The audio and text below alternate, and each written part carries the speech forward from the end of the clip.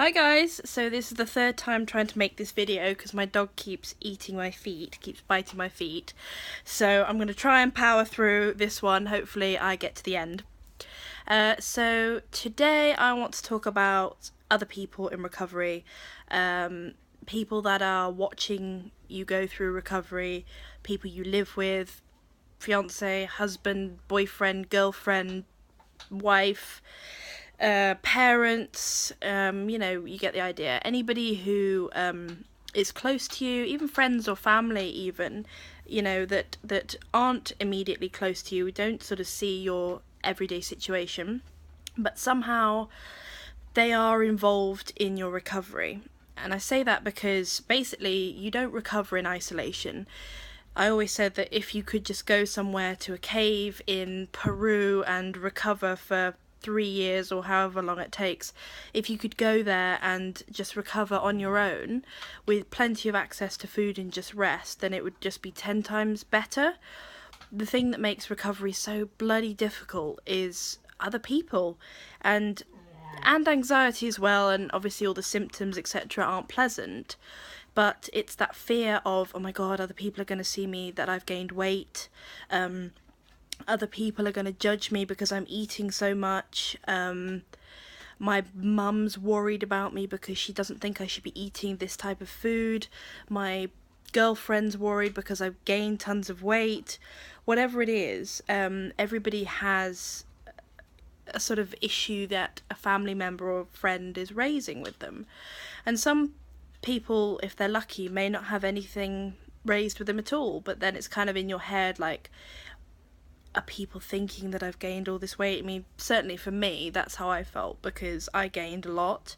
Some people don't gain a lot, but I did. I gained over 100 pounds, and you can't gain that much weight without people noticing. You just can't. And a lot of people didn't say anything, but I'm sure that they were thinking it, or they probably talked to others about it, because since I found out that, friends have noticed, and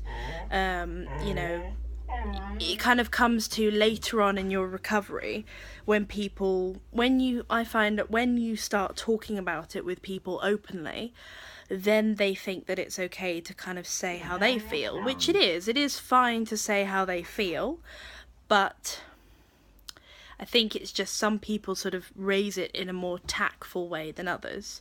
So some people might say, oh my god, you were pregnant or something, you look pregnant or whatever. Some people might say, oh my god, you've gained weight. And other people might sort of say, well, we just wondered if you're okay. People have all different ways of saying it, but it never gets any easier. Because it's kind of like the elephant in the room. Everybody mentions if you've gained weight, and if you're very underweight and you gain some to a normal size, people might be like really congratulatory to you. They might be saying, that's really fantastic, good for you, we're so happy that you've recovered, and that's because it's a socially acceptable weight that you've become. And it's kind of like when you fall into the socially acceptable range, that's when people are fine with it. But if you're very underweight or if you're very overweight, then people have a problem with it and people vocalize it, I'm afraid. So it's just, I suppose, something to be aware of, that it can happen, and the biggest way to cope with it, I suppose, is to be prepared, to sort of think, right, it's going to happen, how am I going to deal with it if it happens?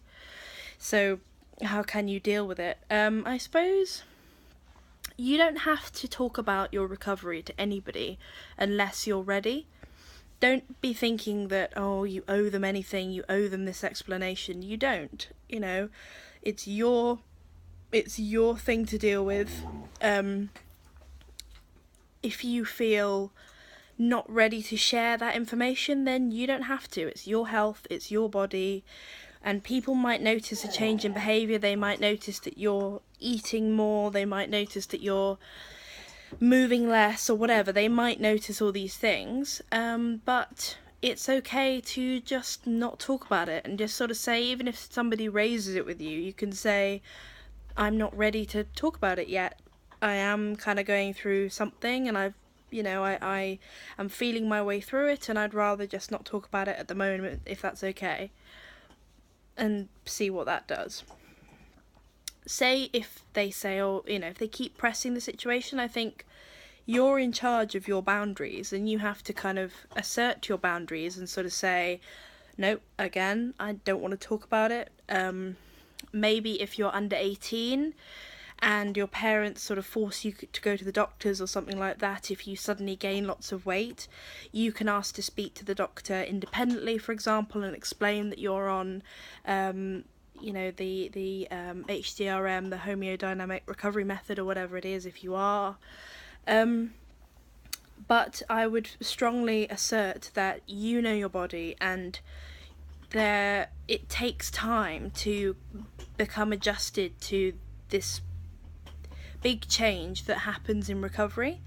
And don't let anybody make you feel uncomfortable or rushed to explain yourself, because you don't have to. And I found that nobody really noticed when I was kind of going a bit crazy inside with all the diets and all the restriction and everything.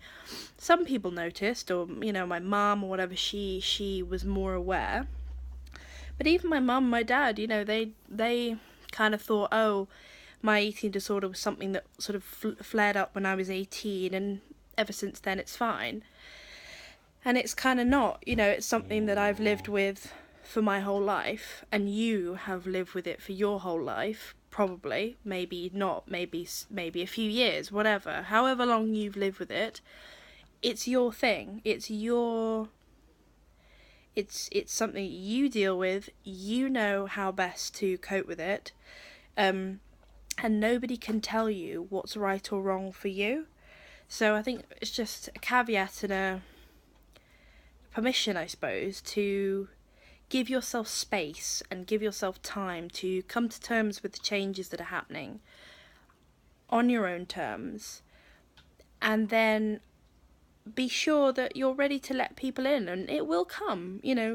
I think I sort of, at the beginning, I can't really remember now, but I think I alluded to something happening. I sort of said, look, I found this thing and I don't really know what it is yet, but I think I'm going to be changing a little bit. I'm going to be changing my eating habits and stuff.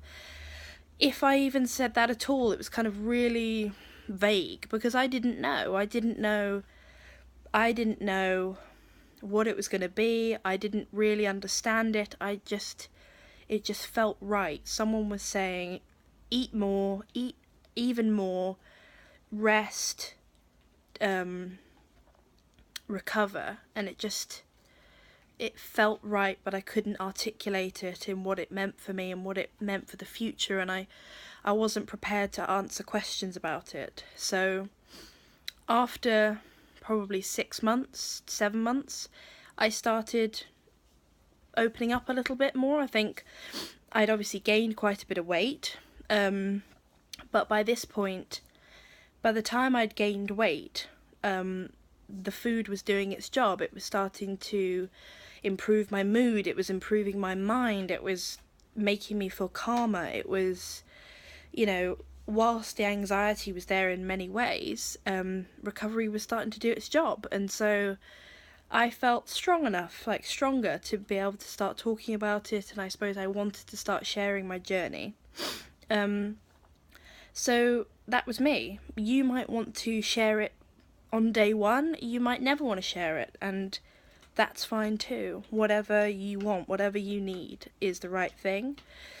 One thing I will say is that whilst you are recovering, be aware that people don't like change, basically, and if you change how you act, how you behave, and importantly how you look, people might react in a negative way. Like, I know that my boyfriend, he was a bit worried about the fact that I was gaining weight. He wanted me to be healthy. He didn't like the fact that, like, we used to go swimming, and we used to go cycling and things like that, and all that just stopped. And I was trying to explain to someone who's always been very active, very into sports, very not, disordered in that way, I was having to explain to him, well, no, this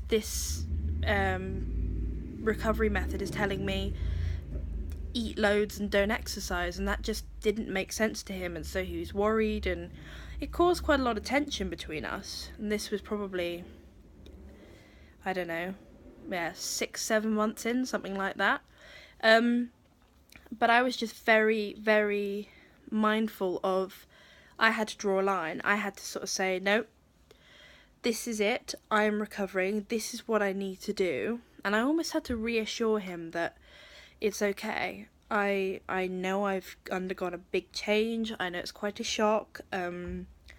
Not to explain myself, but to sort of just reassure him that it's gonna be okay, and this isn't forever, and it's just something I have to do, and that's really hard. It's really hard to reassure somebody something that you're not even sure about in your heart, but I wasn't 98% sure that this was kind of something I had to do, basically, something I had to finish to the end.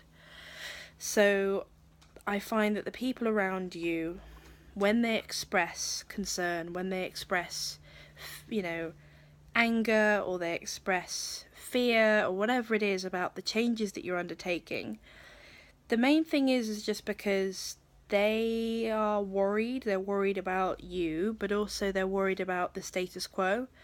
They don't like things changing because they're used to a routine. Hey, humans are creatures of habit, aren't they? And I think if anything disrupts that, they want to know that you're still the same person. And whether that's fair or not, whether we should be expected to remain the same people throughout a